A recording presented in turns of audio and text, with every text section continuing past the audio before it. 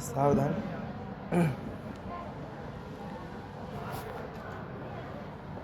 मोक्षमार्गस्य नेतारं भेत्तारं कर्मभूभृतां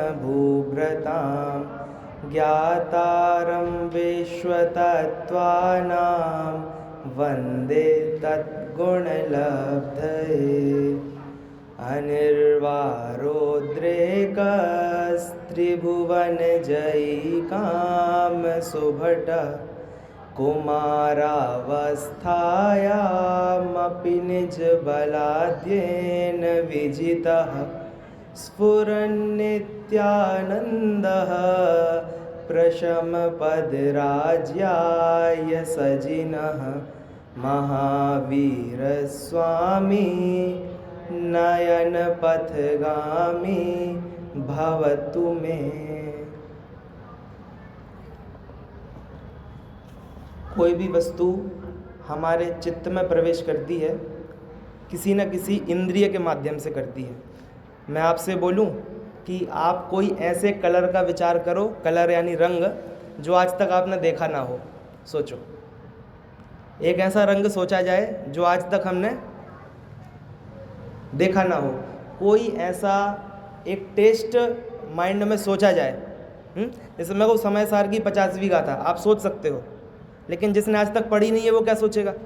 इसीलिए मन में आप वही सोच सकते हो जो आपने जाना है, अथवा आपके पास दिव्य ज्ञान होना चाहिए। कैसा? अवधि ज्ञान। आज तक हमने 5 साल पहले क्या हुआ था इस खनियादाना क्षेत्र में मुझे नहीं पता। चूँकि अवधि ज्ञान है तो हम 5 साल पहले का जान सकते हैं। तो या तो दिव्य ज्ञान हो, दिव्य ज्ञान नहीं होगा तो आपको क्या करना पड़ेगा, जो है उसी में से जानना है। महावीर स्वामी नयन पथगामी हो गए। नयन पथगामी मतलब क्या है? नयन के पथों से गुजरेंगे तो कहीं पहुँचेंगे, हैं कि चलना ही बसता। तो महावीर स्वामी नयन के पथ के द्वारा पहुँचे। कहाँ पहुँचे? कि मेरे हृदय में, मेरे चित्त में पहुँचे। और महावीर स्वामी को पहुँचाने का तात्पर्य बस नहीं है, महावीर स्वामी की जो वाणी है, और उसी को अच्छे शब्दों में कहें तो जो वस्तु स्वरूप है। बताओ क्या अंतर है दोनों में? महावीर भगवान की वाणी और वस्तु स्वरूप। अंतर बस इतना है, वस्तु स्वरूप समग्र होता है और वाणी में उसको एक एक करके कहा जा सकता है ना। लेकिन थोड़ा आश्चर्य तो, दिव्यता तो भगवान की वाणी में भी होती है, वह क्रमशः नहीं है, युगपद वाणी है वह। आज हम समझने का प्रयास करेंगे जो हमारा कल विषय चला है। कल क्या विषय चला था? मरण का अंतिम, जीवन का अंतिम दिन जिसमें हमारा मरण होना है। आज हम थोड़ा एक अन्य विषय ले रहे हैं जो कि कनेक्टेड रहेगा। आज हमें एक शब्द समझना है जिसे हम कहते हैं विशुद्धि। क्या शब्द है? विशुद्धि। तो आप लोग क्या समझते हो विशुद्धि से? बताइए जरा। विशुद्धि शब्द से यदि आप लोग बोलेंगे तो अच्छा रहेगा। विशुद्धि शब्द सुनते ही अपने को क्या याद आता है? परिणामों की निर्मलता, यानी कुल मिलाकर परिणामों पर जोर है। और कुछ? सच्ची समझ, उसमें श्रद्धा भी शामिल हो सकती है, ज्ञान भी, चारित्र भी। चारित्र भी ले कि ना ले? ज्ञान पे फोकस। तो आपका जो फोकस है, आपने कहा परिणामों पर, परिणाम इज इक्वल टू चारित्र, समझ इज इक्वल टू ज्ञान। श्रद्धा में भी कदाचित लेंगे, क्योंकि आप लोग वास्तविक, देखो ऐसा है ना, पंडित जी क्या कहते हैं, मतलब वस्तु स्वरूप ही कहता है कि आप विविध नयों से वस्तुओं को बता सकते हो, लेकिन वस्तु तो एक ही होती है। जैसे कि मैं कैसा हूँ, जैसे शरीर है, ये कितने किलो का है, तो कोई कहेगा भैया 60 किलो का है, तो आप क्या लगा रहे हो? वेट अपेक्षा कितना है। हाइट अपेक्षा अलग उत्तर आएगा, रंग अपेक्षा गोरा है कि सांवला है अलग उत्तर आएगा। कहने का मतलब है आप अपेक्षा लगा कर उसकी व्याख्या कीजिए, लेकिन यहाँ कुछ लिखा है क्या? 60 किलो, इतना फिट, इतना इंच, वो अखंड रूप से सभी गुण उसमें एक साथ विराजमान हैं।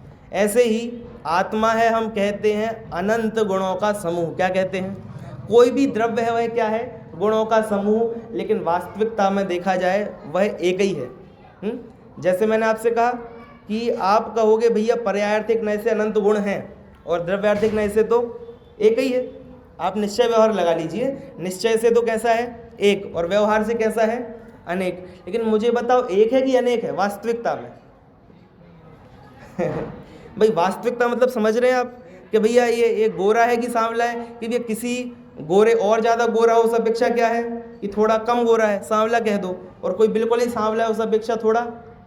आप तो ये बताओ दिखता कैसा है। वास्तविकता एक होती है कि क्या है, जाकर देख लो, जैसा है वो तो उड़ा दो जो सो सोचे, जैसा है वैसा है। ऐसे आत्मा में गुण भेद वास्तविकता में नहीं है।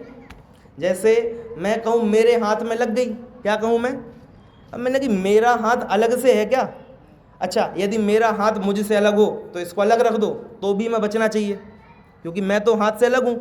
इस हाथ को भी निकाल दो तो मैं बचना चाहिए, सिर को निकाल दो। एक दिन ऐसा आएगा आप एक एक करके सभी अंग निकाल लेंगे और मैं कुछ बचूंगा ही नहीं। इसीलिए जो नाम रखा मेरा वो पूरे शरीर का रखा, ना कि केवल हाथ का या पाँव का है? ऐसा है ना। ऐसे आत्मा में गुण भेद हैं कहने के लिए, शिष्यों को समझाने के लिए। सातवीं गाथा समय सार की क्या है, व्यवहारेणु वदिष्यति, व्यवहार से उपदेश किया, किसका, कि जीव के ज्ञान दर्शन चारित्र हैं, और निश्चय से णविणाणम णचरितम न दंसनम जानगो शुद्धो। यानी भाई जीव तो बिल्कुल कैसा है, ज्ञान दर्शन चारित्र जीव में नहीं है। नहीं है मतलब है ही नहीं, कि अलग से ज्ञान होए ऐसा नहीं है, पूरा का पूरा एक ही है। ऐसे ही आप देखोगे ज्ञान नहीं मेरी तो श्रद्धा निर्मल हो रही है, चारित्र अलग चल रहा है, इतना भेद है ही नहीं आत्मा में। ऑल ओवर एक पूर्ण पदार्थ है। अब हमारा आपसे प्रश्न है कि कोई जीव 11वें गुणस्थान में, गुणस्थान थोड़ा बहुत समझते होंगे ना, 11वें गुणस्थान में जीव पूर्ण वीतरागी है कि कुछ कषाय बाकी है, कठिन तो नहीं हो रहा। गुणस्थान 11वां गुणस्थान तो सब जानते ही हैं। 11वें में जीव कैसा है, पूर्ण वीतरागी, ये थोड़ा बहुत है राग, पूर्ण वीतरागी। अच्छा 12वें में पूर्ण वीतरागी, दोनों में ही पूर्ण वीतरागी। मुझे बताइए अधिक विशुद्धि किसके है, कितनी अधिक, कितनी अधिक। तत्वार्थ सूत्र, अभी मैं बड़े और ग्रंथों का नाम नहीं ले रहा जो इसीलिए लिखे गए हैं, तत्वार्थ सूत्र जो फेमस है, असंख्यात गुणी अधिक विशुद्धि, विशुद्धि अनंत गुणी, और जो निर्जरा हो रही है उसके द्वारा वो प्रमाण हाजिरी लगा रही है कि भैया विशुद्धि बहुत ज़्यादा है। अब आप देखिए दोनों ही पूर्ण वीतरागी। आप जो कह रहे हैं ना परिणामों की, क्या कहा था आपने, तो यदि हम निर्मलता बोलो पूर्ण निर्मल है, दोनों की नहीं है। प्रश्न समझ में आया, प्रश्न 11वें गुणस्थान वाला भी पूर्ण वीतरागी, 12वें वाला भी पूर्ण वीतरागी, लेकिन 11वें से 12वें वाला जो है वह बहुत अधिक विशुद्ध है। इसका मतलब यदि परिणाम ही विशुद्धि होते, विशुद्धि मतलब परिणामों की निर्मलता, दोनों के परिणाम पूर्ण निर्मल हैं, फिर विशुद्धि इनकी ज़्यादा क्यों है 12वें वालों की। प्रश्न है, प्रश्न भाई साहब सभी को, किनको नहीं समझ आ रहा प्रश्न भैया समझ आ रहा क्या प्रश्न। पूर्ण वीतरागी क्या है, हम केवल विशुद्धि जोड़ते हैं एक ही गुण से, कौन सा गुण है वह है चारित्र, परिणाम है ना। या फिर कोई आपने जैसे ज्ञान कहा, विशुद्धि सभी गुणों में जितना शुद्धपना है, शुद्धपना यानी सिद्ध परमिष्टि के आप जितने अधिक निकट हैं, सिद्ध परमिष्टि के निकट मतलब सिद्ध परमिष्टि सब कुछ जानते हैं, आप कितना जानते हो, आपको अवधि ज्ञान है कि नहीं। कहने का मतलब है जितने भी आत्मा के गुणों के घात करने वाले कर्म हैं उनका जितना जितना क्षयोपशम है वह आपकी विशुद्धि है। आपको लगेगा कि अरे ये तो बहुत पढ़नता है, इनका ज्ञान तो बहुत अधिक है, लेकिन इनके कषाय बहुत तीव्र है, तो अपन क्या बोलेंगे, हव भज्जा का है, ज्ञान तो है लेकिन विशुद्धि नहीं है, ऐसे ही बोलेंगे नहीं भैया। विशुद्धि का मतलब सैद्धांतिक भाषा में ये होता है कि उसका जो ज्ञान भी प्रकट है वह भी क्या है, उसकी विशुद्धि। नहीं मानेंगे आप, अभी बनवा देते हैं। तत्वार्थ सूत्र पुनः पहला अध्याय, विशुद्धि अप्रतिपाताभ्याम तद्विशेषः, विशुद्धि क्षेत्र स्वामी विषयभ्यो वधि मन परेयो। यहाँ विशुद्धि का मतलब क्या है, यहाँ विशुद्धि का मतलब है कि जितना ज्ञान का उघाड़ है वही विशुद्धि है। इसीलिए विशुद्धि का तात्पर्य केवल किससे नहीं है, परिणामों से। अब आप आध्यात्मिक भाषा में विशुद्धि का मतलब मंद कषाय ले लो तो ले लो, हम ज़्यादा उसमें खींचतान नहीं कर सकते, लेकिन कॉन्सेप्ट भी समझना जरूरी है कि नहीं है, बताइए।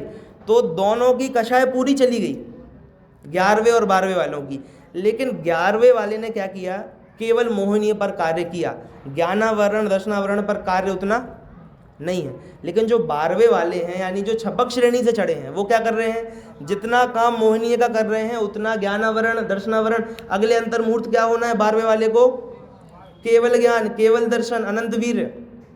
यानी कुछ विद्यार्थी होते ना और कुछ नहीं बनता, केवल मैथ्स पढ़ते हैं। कुछ लोग होते जन्म से ही, मतलब उनने जानबूझ के ऐसा नहीं किया, उनका नेचर ही ऐसा है कि मैथ के अलावा कुछ समझ नहीं आता।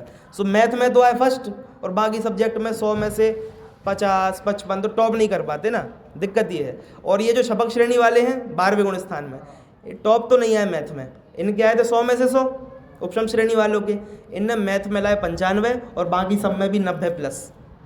तो ऑल ओवर फर्स्ट कौन आएगा? मैं अपनी क्लास में एक भी विषय में फर्स्ट नहीं आया, समय सार में ही मेरे टॉपर से 2 मार्क्स कम हैं, फिर तत्वार सूत्र में सर्वार सिद्धि टीका में भी 2 मार्क्स मेरे कम हैं, लेकिन मैं फर्स्ट आया ऑल ओवर। क्यों फर्स्ट आया? कि अभी ये कोई एक विषय में अच्छा करना नहीं होगा, गवर्नमेंट सार में पूरे मार्क्स आ गए, समय सार में कछु आ ही नहीं है, हमने सब विषय लेके चले। ऐसे ही छपक श्रेणी वाले क्या कर रहे हैं, ये विशुद्धि, आप समझ रहे हैं विशुद्धि तो इसीलिए विशुद्धि किसका नाम है, संक्लेश किसका नाम है? अपने को लग रहा है नारकी जीव है वो बहुत संक्लेश में है, और निगोदिया बताओ अधिक संक्लेश किसके है, नारकी के कि निगोदिया के? बताओ किसके? निगोदिया के। और कोई कुछ कह रहा है? भाई देखो नारकी, आपने निगोदिया कहा ना, निगोदिया अधिक संक्लेश है, नारकी वाला कोई है क्या? नहीं समझ आ रहा क्या आप लोग को मेरा प्रश्न? देखो देखो फिर से अपन समझ लेते हैं, संक्लेश मतलब क्या। संक्लेश और विशुद्धि जैसे आप करते हो ना कि भाई ये तीव्र कषाय मंद कषाय, ये 2 भेद खड़े करते हैं, ऐसे ही विशुद्धि का उल्टा क्या खड़ा होता है, संक्लेश। वहां पे आप तीव्र कषाय मंद कषाय नहीं कर सकते, वो अलग कैटेगरी है, तीव्र कषाय मंद कषाय चरना नहीं हो गए, कदाचित द्रव्य नहीं हो गए। संक्लेश विशुद्धि ये गोमट सार का विषय है। संक्लेश मतलब क्या होता है कि जो सिद्ध परमेष्टि से जितना दूर है वो उतना संक्लिष्ट है। ये भावात्मक परिभाषा जो ग्रंथ पढ़ के समझ में आती है। क्या है? सिद्ध परमेष्टि से जितना दूर है। आप मानिए अधिक, देखो एक होता है दुखी होना और एक होता है पीड़ित होना। पीड़ित यानी क्या हो रहा है, ताड़ना हो रही है, बहुत ज़्यादा मार रहे हैं, बदबंधन हो रहा है। बताओ ये निगोदिया के हो रहा है कि नारकी के हो रहा है? नारकी के हो रहा है ना। ताड़ना किसके हो रही है? नारकी के नहीं पशुओं के तो हो ही रही है, लेकिन नारकियों के और अधिक हो रही है। अभी अपना 2 ही टॉपिक थे अपने पास, निगोदिया और नारकी। पशुओं को भी अपन मध्य में नहीं रख रहे हैं। तो 2 जीवों में ताड़ना तो किसकी है? नारकी के। निगोदिया जीव के कौन सा दुख है बताइए? निगोदिया के दुख है कि नहीं? अच्छा सिंपल क्वेश्चन, अधिक दुखी कौन है, निगोदिया के नारकी? अधिक अधिक अधिक नारकी। दादाजी कह रहे अधिक नारकी, आप लोग निगोदिया। ठीक है, 2 प्रश्न पूछे थे, एक पूछा था अधिक संक्लिष्ट कौन है और एक पूछा था अधिक दुखी। और दुखी से मेरा तात्पर्य है प्रताड़ित किया जा रहा है जिसको, अत्याचार हो रहा है जिसपे, है ना। तो ऐसा वाला दुख देखा जाए तो आपका उत्तर ठीक है। क्या उत्तर है आपका? कि नारकी। प्रताड़ित तो कौन हो रहा है? अब सूक्ष्म निगोदिया जीव पूरे 3 लोक में है ना, केवल कलकल भूमि कुछ चीज नहीं होती है, ऐसी कोई भूमि एग्जिस्ट नहीं करती है कलकल वगैरह, है ना। वो केवल ओपन स्पेस का नाम है, नीचे कोई भूमि नहीं है। 7 पृथ्वी और 8वीं पृथ्वी, तो पूरे 3 लोक में निगोदिया यहाँ है कि नहीं? यहाँ क्या हो रहा है इसके साथ? क्या हो रहा है इसके साथ? हमको लगता है बहुत आध्यात्मिक बात है, कोई करणानी योग की बात नहीं है। हमको लगता है पीड़ा हो, कोई मारे तो क्या होगा? तो दुख है। और रात भर आप सोते रहे, दुख नहीं लगा आपको? कि नहीं सोने में तो मजा है। अरे चेतना कहाँ गई थी? पूरी चेतना को क्या बोलते हैं, एनेस्थेसिया लगाना, पता ही नहीं चलता कुछ, उसको दुख नहीं मानता। यानी जीव जड़ होने को तो दुख नहीं मानता और बहुत बड़ा चेतन हो गए। चेतन यानी क्या है? बहुत ज़्यादा जागृत अवस्था में। और नार की जागृत है कि नहीं? मैं आपसे पूछ रहा हूँ, मैं इसको मारूं कितना दर्द हुआ? और जोर से मारूं कितना दर्द हुआ? कोई दर्द नहीं हुआ। क्यों नहीं हुआ? कि ज्ञान ही नहीं है। दर्द किसको होगा? जो जानता देखता है, वो सुख दुख का अनुभव करता है। निगोदिया को इतना दुख जानने का ज्ञान ही नहीं है। पुनः जितना ज्ञान नारकी को है उतना ज्ञान निगोदिया को, वो इतना दुख, वो लगभग जड़ है, लगभग जड़ है। कुछ लोग ऐसी नींद सोते ना, उनको चिमटी भर दो तो भी उनको कोई फर्क नहीं पड़ रहा। अपने को लगता है मेरी नींद तो कच्ची है, मेरे को चिमटी भरोगे तो क्या होगा, नींद खुल जाएगी। इनका बढ़िया है। क्या बढ़िया है? आंधी आए तूफान आए मैं तो अपने मार्ग चलूंगा, ये होश ही नहीं आ रहा। अपने को लग रहा है इनका बढ़िया है, भैया इनका और खराब है। क्यों? ये अधिक जड़ता की ओर हैं। तो जो, इसीलिए फिर मैं कहूँगा कि प्रताड़ित होने वाला दुख तो किसको ज़्यादा है? नारकी को। लेकिन हमको लगता है प्रताड़ित होना ही दुख है, ये जड़ होना हम दुख नहीं मानते हैं। और सोने में डिप्रेशन हो रहा है, करियर की चिंता हो रही है, घर में बहुत प्रेशर है, सास काम ये वो, पंडित जी सब बताते ही है क्या होता है घर में। तो इतना सब हो रहा है तो क्या करो? सो जाओ। तो क्या होएगा भैया? ऐसा उपाय आप लोगों ने कभी तो किया होगा एक बार भी जीवन में। बहुत दिक्कत हो रही, बहुत दिक्कत हो रही, बिल्कुल हेयर फॉल भी हो रहा है, बिल्कुल टेंशन से हेयर फॉल हो रहा है कि हेयर फॉल से टेंशन हो रही, पता नहीं है, सो जाओ। हाँ, वो कर रहे हैं अपन चर्चा उस पर। तो अपन सोकर सुखी होना चाहते हैं, यानी टोडरमल जी ने लिखा ना, जड़ होकर भी सुखी होना चाह रहा है। तो ये जो सो जाते क्या कर रहे हैं? जड़ होकर सुखी होना चाह रहे हैं। क्यों? क्योंकि जड़ को दुख नहीं होता। और निगोदिया जीव लगभग जड़ है। निगोदिया जीव क्या है? लगभग जड़ है, लगभग जड़ है। आप कुछ कह रहे? हाँ, मतलब उसको ज्ञान ही नहीं है कि उसको आप दुखी कर सको। निगोदिया जीव तो आप कहोगे बढ़िया है, निगोद चलो। जितना दुख आपको हुआ ना इस जीवन में कि भैया करियर की चिंता, पत्नी को संभालने की, बच्चों को, इतनी कोई चिंता निगोदिया को नहीं है। लेकिन हाँ, ये बात क्या है, उसके पास मार्ग ही नहीं है। आप समझो। अच्छा ये बताओ, किसको जानते होंगे आप लोग? सचिन तेंदुलकर जी का नाम सबने सुना है। अब मान लीजिए उनकी इच्छा होती कि मान लो ऐसा कोई रिकॉर्ड है, सचिन डक पर आउट नहीं हुआ, फॉर एग्जांपल, कई बार हुआ है, लेकिन डक यानी क्या होता है? जीरो। सचिन कभी जीरो पर आउट नहीं, ऐसा किसी के पास रिकॉर्ड हो मान लीजिए। तो मैं भी तो नहीं हुआ कभी। मैं जो हूँ, हर्ष नाम है मेरा, मैं कभी जीरो पे आउट हुआ क्या? क्यों नहीं हुआ मैं जीरो पे आउट? मैं खेला ही नहीं। ऐसा ही निगोदिया जो है ना, क्या भैया वो दुखी नहीं है। कैसा दुखी नहीं है? ग्राउंड ही में नहीं उतरा। दिक्कत ये है, एक दुख होता है खेल के हारने का, और एक दुख होता है अरे भैया हमें तो कोई पूछता ही नहीं है, मतलब चांस ही नहीं है। आप समझ रहे हैं बात को? कई बार ऐसा होता है, आप लोग ने देखा होगा, आपके बच्चे आजकल सब जाते हैं डिस्ट्रिक्ट लेवल पर खेलने जा रहे हैं, स्टेट लेवल पर खेलने जा रहे हैं। डिस्ट्रिक्ट लेवल पर हम गए, अब हम डिस्ट्रिक्ट लेवल पर खेलने गए, वहीं आउट हो गए। और हमारा मित्र था, वह डिस्ट्रिक्ट लेवल से स्टेट पर गया और पहला ही मैच हार गया। तो मैंने कहा ठीक है भैया, डिस्ट्रिक्ट का सर्टिफिकेट मेरे पास है, इसके पास भी है, और दोनों ही हारे हैं, स्टेट तो ये भी नहीं जीता, मैं भी नहीं जीता, बढ़िया है। तो क्या है, ये तसल्ली दे रहा है आप अपने आप को। यानी आप दुखी तो हो, लेकिन आप अपने दुख को दुख कम मान रहे हो। अच्छा मुझे तो खेलने ही नहीं मिला, दूसरा क्या घमंड करेगा? कम से कम खेले तो दे, तुम तो घर में लुके रहे, कछु करते ही नहीं है। तो इसीलिए निगोदिया कैसा है? घर में लुके, कछु करते ही नहीं है। कब निकलेंगे घर से बाहर क्या कोई पता नहीं। अत्यनंता जीवा, अनंत जीव हैं जो क्या करेंगे? जे हीण पत्तो तसाण परिणामो, जो कभी भी त्रस पर्याय को प्राप्त। आप इमेजिन करो, कभी भी नहीं, जितने जीव आप हो ना उतने ही जीव वो है। कल अपन ने चर्चा की थी, जीवत्व में रेंज नहीं है। जितने आप जीव हैं, जितने आप पुरुष हैं, उतने ही आप भी पुरुष हैं। करोड़पति पुरुष है तो भी पुरुष में क्या बढ़ गया? पुरुष तो पुरुष है। 100 बच्चे करो आदिनाथ जैसे, या ब्रह्मचारी जो महावीर जैसे, दोनों पुरुष थे कि नहीं थे? पुरुष तो पुरुष है, जीव तो जीव है, लेकिन उस जीव को चांस है क्या? कि नहीं है। इसीलिए अधिक संक्लिष्ट कौन है?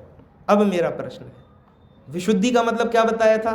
सभी गुणों में वृद्धि होना, ये क्या है? विशुद्धि। बताओ अब इसका उल्टा क्या हो जाएगा? संक्लिष्ट। अब बताइए अधिक संक्लिष्ट कौन है, नारकी या निगोदिया? क्या लगता है? देखो फॉर्मूला सेट किया मैंने, गुणों में वृद्धि अधिक किसके है? गुण यानी ज्ञान कितना प्रकट है, कषाय कितनी प्रकट है, बताइए कौन अधिक प्रकट कर रहा है कषाय ज्ञान? नारकी ना। तो वो विशुद्ध है किसकी अपेक्षा? निगोदिया के। इसलिए निगोदिया को संक्लिष्टतम कहा। लेकिन हाँ, जैसा आपने कहा ना, विशुद्धि मतलब हम मानते हैं परिणामों की निर्मलता, तो संक्लिष्ट मतलब हम क्या मानेंगे? परिणामों की मलिनता। तो हम समझते हैं कि निगोदिया को सबसे अधिक संक्लिष्ट कहा ग्रंथों में। क्या कहा? संक्लिष्ट। अब संक्लेश का मतलब आपने ग्रंथ से नहीं पढ़ा, वो आपने कहाँ से लगाया? अपनी बुद्धि से, क्योंकि संक्लेश हो रहा, पीड़ा हो रही, तो अपने को निगोदिया सबसे अधिक संक्लिष्ट है, ये पढ़ा हमने कहाँ से? आधी पट्टी पढ़ ली ग्रंथ से, और आधी पट्टी कहाँ से लगा ली?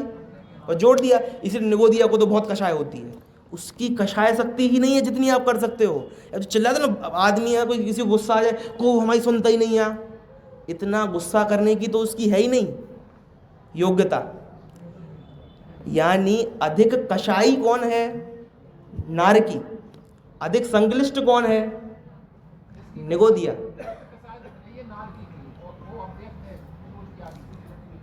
ठीक है, लेकिन अभी आप मैचिंग मिलाइए। मैचिंग क्या बनी? अधिक कषाई कौन है? नारकी। और अधिक संक्लिष्ट कौन है? निगोदिया। अब आप कहोगे उसके तो बहुत कषाय भरी पड़ी है, ये है, भरी पड़ी बात अलग है, उसके योग्यता ही नहीं है। योग्यता समझ रहे हैं आप? मैं कहूँ किसी 2 साल का बच्चा है और उससे क्या करवा दो, एक 6 लगवा दो, क्रिकेट खेलते ना, योग्यता ही नहीं है। अभी 2 महीने का बच्चा, खड़े होने की योग्यता है क्या उसकी? योग्यता ही नहीं है, वो रन कैसे भागेगा? योग्यता का ही अभाव है। समझ रहे हैं बात को? इसीलिए संक्लेश क्या है, विशुद्धि क्या है, अपने को समझना चाहिए। विशुद्धि क्या है? क्या बैठा विशुद्धि का अर्थ? जितना अधिक गुणों का प्रकटपना है वह क्या है? विशुद्धि है। ठीक है, अब तात्पर्य देखिए। तात्पर्य यह है, ज्ञानावरण का क्षयोपशम बढ़ाया जाए। क्या करें उसके लिए? बादाम खा लें, कुछ कर लें, कि सुबह 5 बजे उठ के पढ़ाई कर लें, ये उपाय उसका नहीं है। शरीर हमारे को इस भाव में अच्छा नहीं मिला, अगले भाव में अच्छा मिल जाए, क्या करें? कोई सिद्ध चक्र विधान करवा लें, कोई कोड वगैरह ठीक करवा लें। कह रहे ये भी उपाय नहीं है। क्या है? मोह को जीता जाए। ये जो 8 है ना, 8 में से केवल एक ही है पिताजी इनका, कौन? मोह। उसको पकड़ा जाए आप। इसलिए अब आपकी बात सर्वथा गलत भी नहीं है। क्या है? जो मोह पर विजय प्राप्त करता है सो मोह को तो हराता ही है, ज्ञान भी उसका प्रकट होता बहुत। तत्काल में नहीं भैया, तत्काल में नहीं, लेकिन आगामी भाव में जरूर हो सकता है, कुछ काल बाद जरूर होएगा। धीरे धीरे आप पाएंगे वह जीव क्या हो रहा है? विशुद्ध हो रहा है। इसीलिए हमारा प्रयत्न कहाँ होना चाहिए? अच्छा, हमारा साध्य क्या है? साध्य क्या है भाई? अशरीरी सिद्ध भगवान, आदर्श तुम्ही मेरे, फिर उसमें सब शब्द आ जाते हैं साध्य। हे स्वयं सिद्ध भगवान, तुम साध्य बनो। बे तुम्हारे साध्य बनेंगे बे, आप अपने साध्य क्यों बनेंगे? अपन उनको साध्य बनाएंगे। तो साध्य का मतलब हमको वहां पहुंचना है। और सिद्ध बनने के लिए क्या क्या करना पड़ेगा? कि भैया पहले तो केवल ज्ञान करना पड़ेगा, हैं? पहले वीतरागी होना पड़ेगा। वीतरागी होने के पहले सम्यक तो करना होगा। करना है कि नहीं करना है? कल पंडित जी ने प्रवचन लिया, पहला प्रवचन मोहनाश का उपाय। क्या उपाय बता रहे हैं? तम्मा सत्थम समधिदव्वम। शास्त्रों का स्वाध्याय किया जाए। ये जैसे मैंने आपको कॉन्सेप्ट समझाया, ये कॉन्सेप्ट समझे जाए। कॉन्सेप्ट समझने से क्या होगा कि हमने जिसको दुख मान रखा है वो तो दुख था ही नहीं। आपने किसको दुख मान रखा था? कोई मारेगा, वर्तमान कषाय को। सोना सबसे अधिक दुखी है। दुखी जीव कौन है? सो रहा है। सो रहा है मतलब उसकी चेतना का नाश हो गया है। ऐसे ही कोई जीव है और समाधि के शैया पर लेटा हुआ है। अब क्या है? भाग्य से उसके घर में बहुत पैसा था तो कोई दिक्कत नहीं आई, जो भी घुटना दर्द हुआ तो क्या करवा दिया? ऑपरेशन, तो दर्द ठीक हो गया। यानी मरण समय उसके क्या हो गया? परिणाम ठीक हो गए। एसी में थे, सब अच्छा था, लेकिन क्या नहीं था? तत्व ज्ञान नहीं था। तो वो जीव संक्लिष्ट है। क्या है वह जीव? संक्लिष्ट है। और जो जीव भले ही दिख रहा है, अरे जब जिस समय मर रहे थे उस समय क्या इनको पसीना आ रहा था, बड़ी वेदना में थे, लेकिन अंदर में क्या है उनके? तत्व ज्ञान है। और तत्व ज्ञान मतलब क्या बताया अपन ने कल? अब मतलब कल क्या, रोज यही चर्चा हो रही है कि जितने भी चेंजेस हैं, वह मैं नहीं हूँ। बस मेरी सत्ता का कोई कभी नाश कर सकता है क्या? है? जैसे मैं आपसे बोलूँ कि आपकी कौन सी सब प्रियतम वस्तु है, कि भैया मेरा बेटा सबसे प्रियतम है, लो कभी नहीं मरेगा, हो गए खुश? हो गए खुश? अपन तो बोले जो भी प्रियतम वस्तु है वो सदा बनी रहे तो मैं खुश। बताओ, मेरी सत्ता कभी नहीं नाश होगी, इससे बड़ी खुशी क्या चाहिए आपको? बताओ कि भैया ये फ़ोन ले रहे हैं, कितने साल की वारंटी दे रहे हो? कि 2 साल की दे रहे हो? हाँ, खुश। मतलब एक तो फ़ोन और वो भी 2 साल का और खुश, और जो खुद उसकी अनंत काल की वारंटी का ज्ञान करवा दिया। वारंटी दी नहीं है, वो तो थी ही, क्या करवा दिया? और हमको महिमा भी नहीं आ रही। हाँ ठीक है, वही वो तो क्या है, सब पंडित जी आते हैं और बस ध्रुव ध्रुव करते हैं और कोई दूसरा काम लो। विशुद्धि समझा दी। विशुद्धि सबसे बढ़िया अध्यात्म का ज्ञान करना है तो सैद्धांतिक अध्यात्म का ज्ञान करो। किसका? सैद्धांतिक अध्यात्म, यानी सिद्धांत के द्वारा आप, ये जो लब्धिसार ग्रंथ लिखा गया, क्यों लिखा गया? कि भैया पंडित बनने के लिए। पंडित भी बन गया ना तो भी इसका प्रवचन नहीं कर सकता मैं, क्यों? लब्धिसार का प्रवचन करूं क्या यहाँ पर? किसको समझ में आएगा? पढ़ा ही नहीं सकते। मतलब मैंने पढ़ भी लिया तो उसको पढ़ा नहीं सकते सामान्य जनता में। और खुद यदि 6 उपशम बस बढ़ाने का प्रयोजन होता तो मैं पढ़ता ही क्यों? क्योंकि यदि वो मुझे मोक्ष मार्ग में भी काम नहीं आ रहा, खुद के लिए दूसरों को भी मैं सिखा नहीं पा रहा, जो कि लोग भैया बहुत ज़्यादा किसमें लगे हैं, व्यापार में, इसमें उसमें। तुम फ्री हो 24 घंटा तो तुम कर सकते, तो वो ग्रंथ लिखा ही क्यों गया? कि मुनि बनेंगे तब पढ़ेंगे? कि नहीं भैया, सैद्धांतिक अध्यात्म। सैद्धांतिक अध्यात्म मतलब क्या? संक्लेश क्या है, विशुद्धि क्या है, इन सब का ज्ञान हो, फिर आप समय सार खोले ना। इसमें बढ़िया 53-54 गाथा, णेव विशुद्धि ठाणा, विशुद्धि स्थान मेरे नहीं। अब विशुद्धि स्थान का हो तो ही नहीं पता उनका कि विशुद्धि स्थान तुम्हारे नहीं है, पता ही नहीं चल रहा। गुण स्थान तुम्हारे नहीं है, किसके? तुम्हारे, मेरे। मैं कौन से गुण स्थान में हूँ अभी? कि भैया तुम तो पहले में ही हुई हो। कह रहे पहले में हो ही नहीं सकता, क्योंकि मेरी बात चल रही ना। मैं पहले में भी नहीं, चौथे में भी नहीं। कौन से में? कि मैं 14 गुण स्थान से पार सिद्ध समान। कह रहे वो भी नहीं, सिद्ध समान नहीं है भैया अपन। आप बहुत बड़ा भ्रम फैलाया है, सिद्ध समान। सिद्ध समान नहीं हूं मैं, जो निगोद में है वही तो यहाँ है। सिद्ध समान क्यों बताया? हम क्या करते हैं, सिद्ध का द्रव्य पकड़ लेते हैं और अपना भी द्रव्य पकड़ लेते हैं और तुलना करते हैं। नहीं, सिद्ध खुद ही पर्याय है भैया। सिद्ध का द्रव्य क्या होता है? जैसे मनुष्य क्या है? पर्याय। और जीव क्या है? द्रव्य। ऐसे सिद्ध कोई द्रव्य है कि पर्याय है? तो सिद्ध समान मेरा पद है, तो सिद्ध तो क्या है? मैं द्रव्य हूं, मैं उनके समान कैसे हो सकता हूं?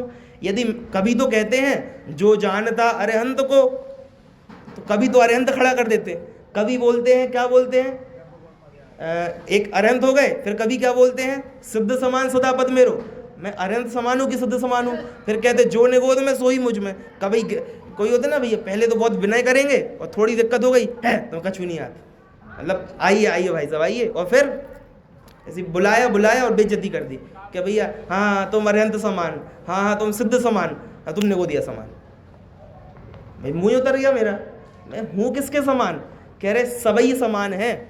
फिर सिद्ध समान क्यों लिया? क्योंकि क्या है, हम पेड़ में ध्रुव देखने जाएंगे, नहीं दिखेगा। क्यों? पेड़ इज पर्याय।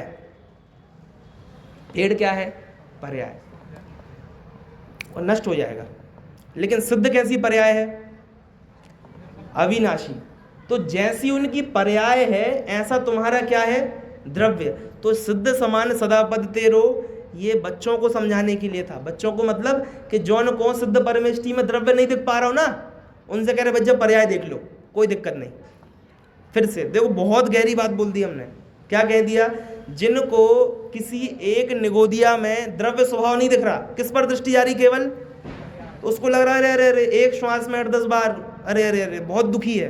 कह रहे इसको निगोदिया में ध्रुव स्वभाव, क्या करो, ऐसी कोई पर्याय दिखा दो जो ध्रुव हो, तो थोड़ा थोड़ा सीख जाएगा। फिर बाद में बोलेगा नहीं चाहिए सम्यक दर्शन, ऐसा बोलेगा, अंदर से बोलेगा। कौन बोलेगा? कौन बोलेगा? अरे मैं बोलूंगा, कौन जाएगा मोक्ष? नहीं जाना आप लोग को मोक्ष। 2 मिनट बाद अभी हम बोलेंगे नहीं जाना मोक्ष, ठीक है। मतलब कितनी बढ़िया, आप समझो, मोक्ष नहीं भी जाना है, और मोक्ष का अधिकारी कौन है? अयम एष मोक्ष अधिकारी, प्रवचन सार 200, यहाँ बैठा हूँ। और कोई दिक्कत आ रही है, 201 में बोल रहे हैं, हम खड़े हैं ना, बहुत सिंपल फॉर्मूला है। अच्छा निगोद में जाओगे, ठीक है चले जाओ। नरक जाएंगे, ठीक है चले। क्यों? क्योंकि जो मैं हूं वह कुछ नहीं। अच्छा पंडित जी प्रवचन हो गया, आप क्या करोगे? कि भी चिंतन करेंगे। आप करोगे? कह रहे हम कर ही नहीं सकते, कर ही नहीं सकते। अच्छा परिणाम हमारे हाथ में नहीं है इसलिए नहीं कर सकते क्या? जैसे होता ना, मेरा बेटा तो है नहीं, आपका बेटा आपकी बात माने तो हाँ मेरा बेटा मेरे कंट्रोल में है, और उसी का दूसरा बेटा उसकी बात नहीं मानता, जे तो हमारी बात मानता और ये तो नहीं मानता, तो इसका तो करता मैं हूं और इसका करता मैं नहीं हूं। ऐसा होता कि नहीं होता लोक में? ऐसे ही जब परिणाम मेरे अनुसार, मैं चाह रहा हूं गुस्सा आ जाए तो गुस्सा आ गया, फिर गुस्से के बाद मैं चाह रहा हूं गुस्सा शांत हो जाए तो शांत भी हो गया, कि इन परिणामों का करता तो मैं हूं जो अच्छे हैं, और पूजन का परिणाम मैंने किया, और गुस्सा तो वो तो आया है पंडित जी। शुभ परिणाम मैं करता हूं और अशुभ परिणाम तो आ जाते हैं। वाह वाह वाह, मतलब अशुभ को डाल दिया किसी दूसरे के मूड पे, और शुभ का पूरा किसने ले लिया क्रेडिट? कह रहे हैं जितना स्वतंत्र आपका अशुभ परिणाम था उतना ही स्वतंत्र और मेरे सोचने से नहीं हो रहा वो तो ठीक ही है, कदाचित सोचने से भी होता ना, मान लो दे दिया आपको पावर, तो भी हम उसका करता नहीं है, क्योंकि मैं कौन हूं? जो जीवित है वो मैं हूं। कौन हूं मैं? जीवित है वो मैं हूं। बस क्या करना है बताइए, बताओ। अच्छा मैं आप में से मैंने किसी का नाम लिया, आप चल रहे थे और मैं आपके पीछे पीछे आ रहा था, और मुझे नहीं पता आप में से किसका नाम है, मैंने कह दिया ओ रमेश सुनो जरा, रमेश सुरेश ये सब कहाँ आते? ग्रंथों में आते रहते हैं ना, साहित्य में। ओ देवदत्त सुनो। देवदत्त ने सुना, पीछे उसने तुरंत देखा, क्या उसने सोचा कि अरे ये तो मेरी बात चल रही है? मैं फिर से पूछ रहा हूँ, उसने ऐसा सोचा कि किसकी बात चल रही है? अच्छा मुझे बुला रहे हो क्या भैया? ओके ठीक है, अच्छा मैं देवदत्त, ठीक है अब मुझे सुनना चाहिए। इतना सोचते ही नहीं। क्यों? नाम लिया और नाम में भी नहीं करते। अच्छा मेरा नाम क्या है? हर्ष। अब यहाँ देहात है ना, देहात, देहात में क्या होता है, कोई श नहीं बोल पाते, षटकोण वाला श, क्या बोलते हैं सब लोग? स, शक्कर बोलते, शक्कर है। तो शोभा यात्रा, शोभा यात्रा नहीं करते। ऐसे मैं बोलूं नहीं नहीं मेरे नाम में तो क्या है? श श श बोलो, श श श बोलो, कि नहीं भैया तुम यदि हर्ष बोलोगे तो मैं नहीं सुनूंगा। मैं कब सुनूंगा? जब तुम बिल्कुल अंदर जीव ले जाके हर्ष बोलोगे तब मैं सुनूंगा, टैटू ही बाहर आ जाएगा। मतलब मैं कह रहा हूं जब हमको अपना दिखता है ना कि मेरी बात चल रही है, तो हम उच्चारण पे किस टोन में बुलाया, मेरी बात चल रही है, खत्म। आपको समझ में आ रही बात? रमेश, रमेश का बोलो, रमेश ने बोलो, क्या करो? रमेश, पीछे उसमें श लगाओ। नहीं करते ना हम। यानी जब मेरी बात चलती है तो ना मैं व्याकरण देखता हूँ, ना टोन देखता हूँ, ना कुछ देखता हूँ। क्या करता हूँ? बस सोचता भी नहीं हूँ कि मेरी बात चल रही है, और मैं फील करता हूँ मेरी बात चल रही है। ऐसे ही मैंने कहा मेरा मरण नहीं होता। किसका मरण नहीं होता भैया जी? आपका मरण हो जाएगा कि नहीं होता? कितना निर्भर किया, कितना निर्भर किया। जगत में सबसे बड़ा भय क्या है? मरण का भय। मेरी सत्ता ही समाप्त हो जाए ऐसी वेदना होती है। हाँ, जैसे मेरा फोन टूट जाए कोई बात नहीं, हाथ, आदमी बोलते ना कोई बात नहीं, मांगेंगे नहीं, होते ना नैतिक लोग बहुत, मांगेंगे नहीं, हाथ पैर है तो फिर खड़ा कर देंगे साम्राज्य। मैं कह रहा हाथ ही पैर नहीं रहेंगे, कुछ सत्ता ही नहीं बचेगी, सत्ता ही समाप्त हो जाएगी। सच में आप ऐसा विचार कीजिए किस भाव से मोक्ष होएगा। आप सोचते, देखो आप ये समझो, आपने सोचा श्रेणी का काल कितना है? छपक श्रेणी का काल कितना है? अंतर्मुहूर्त। अंतर्मुहूर्त तो ग्रंथों की भाषा है, सेकंड्स में बताइएगा मुझे। किन्हीं को पता है कितने सेकंड का काल है? 1 सेकंड का करोड़वा भाग, लब्धिसार, अल्प बहुत्व। 1 सेकंड का करोड़वा भाग में क्या हो जाएगा? 8वां, 9वां, 10वां, 12वां, 7वें से सीधा क्या हो गया? सेकंड का करोड़वा भाग। क्या है? क्या क्या किया होगा उसमें उस जीव ने? कि भैया बैठे हैं ध्यान, देखो जी आदिश्वर स्वामी, कैसा कि ऐसा ध्यान लगाया कि उन्हीं को खुद ही नहीं पता पड़ी कब ऊपर पहुंचे। 5000 धनुष, अरे बे ऊपर। कैसा ध्यान लगाया है कि कर ऊपर कर सुभग विराजे आसन थे ठहराया है। इतना तो है ही नहीं, इतना तो है ही नहीं। पंडित जी कह रहे हैं ना, ये करणानी योग से भी सिद्ध है।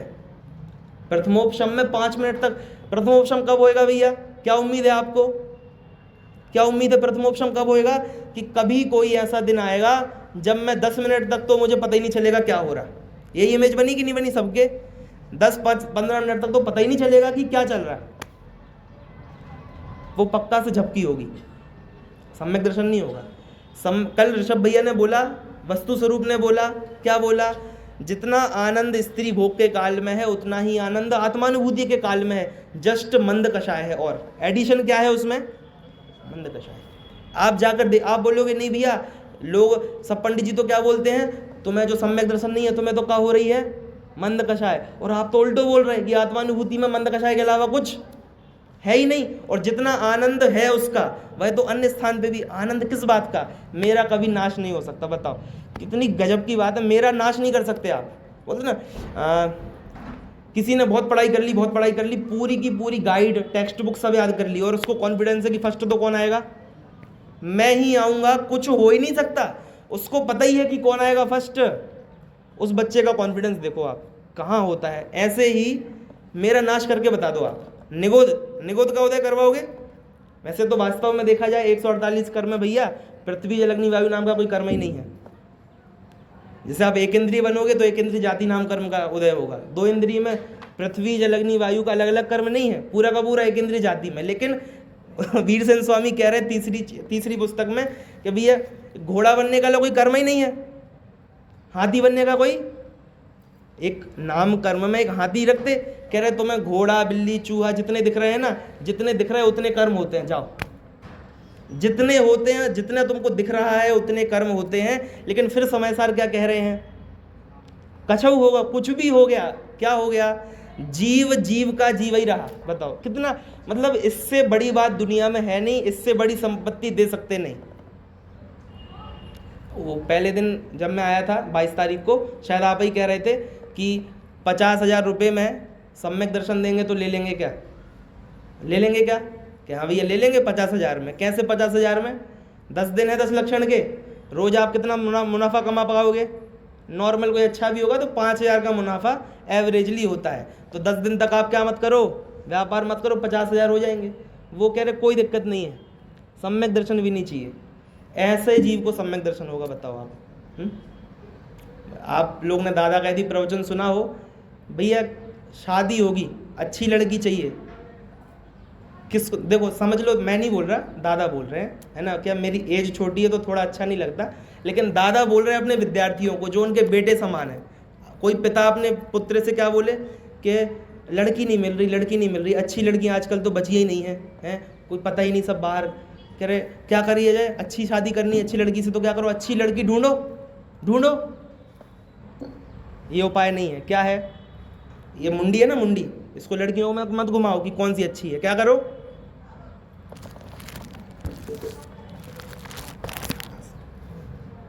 विद्वान बनो, विद्वान बनेंगे तो क्या होगा, ये रिश्ता आया, वो रिश्ता आया, चारों ओर से रिश्ते आ गए। अब बोलो किससे करनी है तुमको? ऐसे ही भैया पानी को अनछने पानी को त्याग कर दें, आइसक्रीम को त्याग कर दें, बाजार की कुल्फी को त्याग कर दें? कर नहीं, जीव हूं, ये नियम आया, वो नियम आया, ये अविरति छूटी, वो मिथ्यात्व छूटा, वो असंयम छूटा। क्या करना है, सिद्ध अवस्था ये आई, कहां से आई? हर तरफ से आई। अरहंत तो बन गए, पर्याप्त है कि नहीं? पर नहीं यहाँ भी इति श्री योगों को तज स्थिर होता। यानी अरहंत भी दुखी हैं, धवला में कहा भैया। अरहंतों को साता वेदनी का उदय क्यों है? क्योंकि सुख गुण का घात हो रहा है, इसलिए अरहंतों को साता वेदनी का उदय है। अरु एक समय में सिद्ध हुआ लोकाग्र जाय अविचल होता। मेरू पर्वत बोलो है दृढ़ की नहीं है बहुत? कह रहे उसके परमाणु भी बदलते हैं, बदलते कि नहीं बदलते? और भैया हम तो ऐसे ही हैं। दीनता सबसे बड़ा अपराध है, वो आपको सम्यक दर्शन होने नहीं देगा। पंडित जी का भजन है 2 घड़ी, बस 2 घड़ी। उपचरित कथन है 2 घड़ी लगती ही नहीं है। 2 घड़ी मतलब 48 मिनट। मैंने आपको बता दिया 1 सेकंड के 1000वें करोड़वें भाग में छपक श्रेणी आरोहण। 2 घड़ी की जरूरत नहीं है। वो तो समझाने के लिए। उसमें क्या बोला, दीनता अनुभवने से ही दीनता आती। दादा का एक और उदाहरण, खैर वो नेगेटिव था, मैं आपको पॉजिटिव करके सुनाता हूँ कि भैया हम आई और आप में से किसी की लड़ाई हो गई, भैया पीछे बैठे आप, हम दोनों की लड़ाई होगी, क्या हम कह रहे 2 और 2 5 और भैया क्या कह रहे 2 और 2 4, बोलो कौन सही? क्या पंचों के पास चलेंगे? पंचों के पास चलेंगे, क्या ले चलो पंचों के पास, कोई दिक्कत नहीं। मेरी यदि मैं गलत हुआ, वैसे तो मेरी पत्नी अभी नहीं है, लेकिन मैं अपनी पत्नी के तुम्हें दे दूंगा। क्या हो गया यदि मैं गलत हो गया तो मेरी पत्नी, तुम्हारी पत्नी घबरा गई पीछे, क्या क्यों घबरा गई? भैया 2 और 2 4 ही हो तो हमें कई बैच में लगे हो, फ्री में। तो वे कह रहे जब मैं मान लूंगा कि 2 और 2 5 होते, मतलब 4 होते हैं, तब तो मैं गलत शब्दों में मानना ही नहीं मेरे को। ऐसे ही हीन कब होएंगे कि निगोद जाएंगे, निगोद जाने से हीन नहीं होते। आप अपने आप को अभी हीन मान रहे हो, उससे हीन होते हैं। मैं मानूंगा ही नहीं, मेरे को विशुद्धि हुई, हाँ आज मैं मानूंगा ही नहीं, माननी ही नहीं मेरे को, मेरे विशुद्धि हो ही नहीं सकती। कौन कह रहा?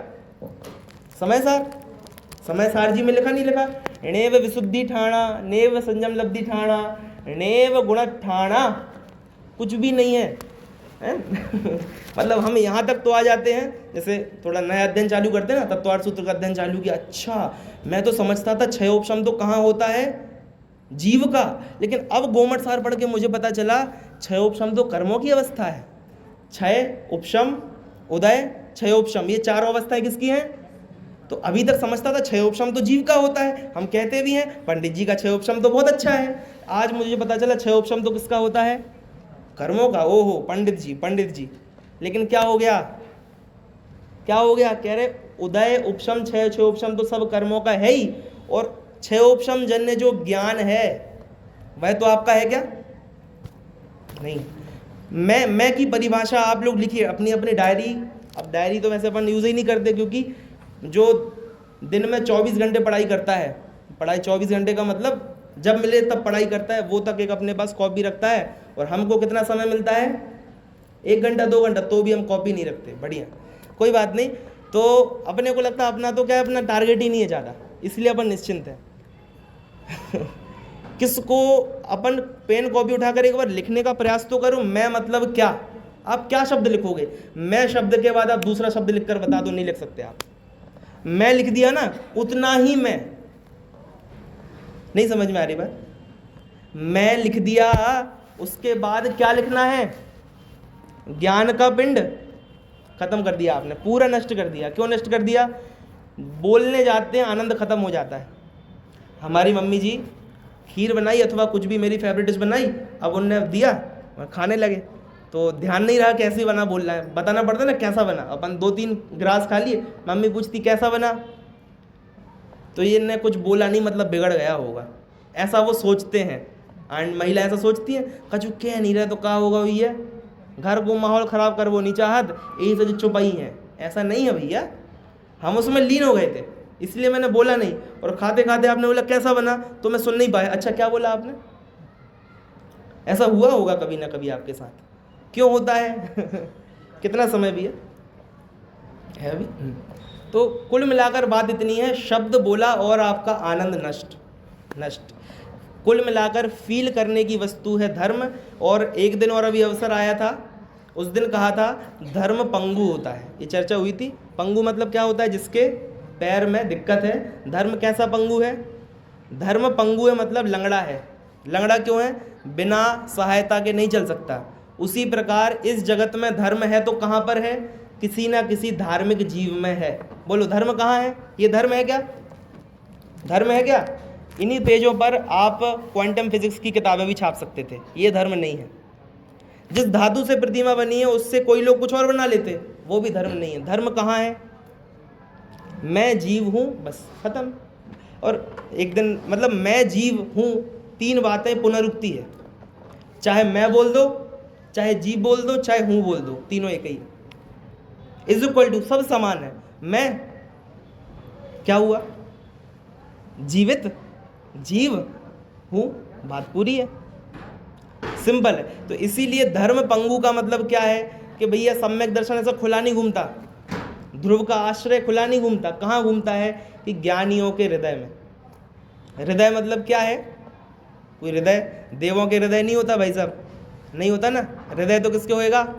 कि जिसको पल्सेस चलानी है उसके होएगा हृदय तो तो उनके हृदय नहीं होता, उनके नहीं होता क्या ज्ञान? क्या हो रहा है?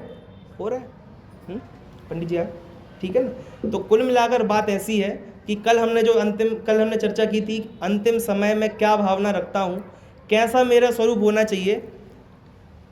जब हम मरणशैया पर विराजमान हैं उस समय केवल एक ही बात चित्त में है, क्या है?